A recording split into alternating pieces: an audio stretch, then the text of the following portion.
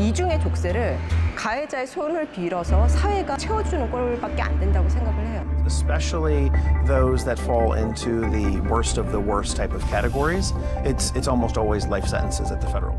영국 BBC 특파원, 뉴욕 법무부, 그리고 50만이 넘는 국민들의 청원까지 세계 최대의 아동 성착취물 사이트 운영자 손정우에 내린 한국 법원의 판결에 대한 각국의 여론은 싸늘했습니다. 범죄자 손 씨는 웰컴 투 비디오라는 사이트를 운영하며 막대한 돈을 벌어들였습니다. 그런데 이 사이트에는 특이한 점이 있습니다. 바로 15세 이상의 영상은 취급하지 않는다는 것입니다. 이곳은 2개월의 신생아부터 15세 미만 아이들의 성착취물을 공유하는 아동 성착취 사이트였습니다. 또한 손 씨는 직접 찍은 영상을 올리면 포인트를 지급하고 이 포인트로 다른 영상을 시청할 수 있도록 했습니다. 이러한 끔찍한 성범죄 양산 사이트의 이용자 수는 무려 120만 명. 그리고 그들이 올린 영상은 중복 없이 25만 개가 넘는데 이들의 조회수는 각각 100만 회 이상입니다. 미국 법무부는 이 사건이 역사상 아동 성착취물을 가장 많이 압수한 사건이었다며 2020년 1월 해당 사이트의 운영자인 손 씨를 기소했습니다.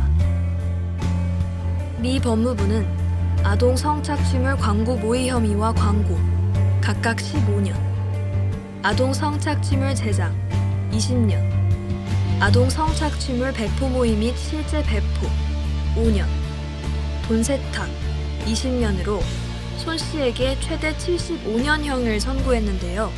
한국 법무부의 의견은 달랐습니다. 우리나라의 아동 청소년 성보호에 관한 법률 제11조에 따르면 영리를 목적으로 아동 청소년을 이용하여 음란물을 제공한 자는 최고 10년형을 선고받을 수 있습니다. 하지만 이번 사건에서 손 씨가 받은 형량은 1심에서 집행유예, 2심에서 징역 1년 6개월이었습니다. 미국에서는 아동 성착취 영상물을 한 개 보유하고 있던 사람조차 징역 70개월을 받았는데 무려 사이트의 운영자인 손 씨의 처벌이 이토록 가벼웠던 이유는 무엇일까요?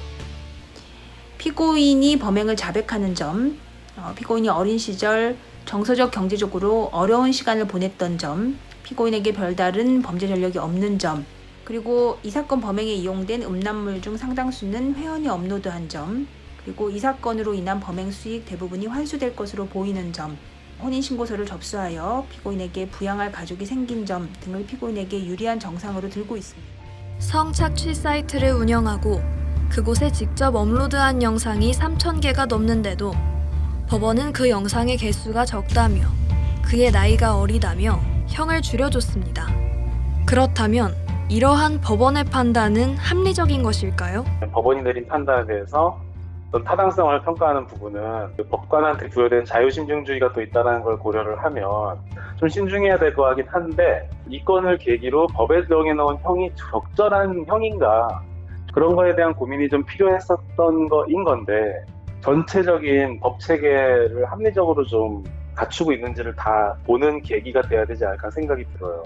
다른 범죄들이 경중에 따라서 적절하게 형이 법에 세팅돼 있나 그런 거를 좀 살펴보는 계기가 돼야지 법에서 실질적으로 어떤 피해 구제나 범죄자에 대한 처벌이 이루어진다는 느낌을 우리도 가질 수 있지 않을까? 약간 저는 그런 생각이 들어요. 무거운 죄질에 비해 터무니없이 적은 형량을 받은 것은 손 씨만이 아닙니다. 2018년 대검찰청 범죄분석에 따르면 아동 청소년 성보호에 관한 법률에 따른 범죄자 처분 결과 적발된 599명 중 431명이 기소도 되지 않은 채 풀려났습니다. 가해자들은 억울하다며 감형을 받을 방법을 강구하고 법의 보호를 받지 못한 피해자들은 오히려 죄책감에 숨을 수밖에 없는 구조인 것입니다. 손정우는 한 명이 아닙니다. 어쩌면 법원은, 우리는 또 다른 손정우를 재판장에 들어가기도 전에 이미 놔줬을지도 모릅니다. 달이 태양을 가릴 때가 있습니다. 하지만 달이 영원히 태양을 가릴 수는 없습니다. 달에 가려진 정의의 해가 다시 뜰 날을 위해 우리는 변해야 합니다. 변할 수 있습니다.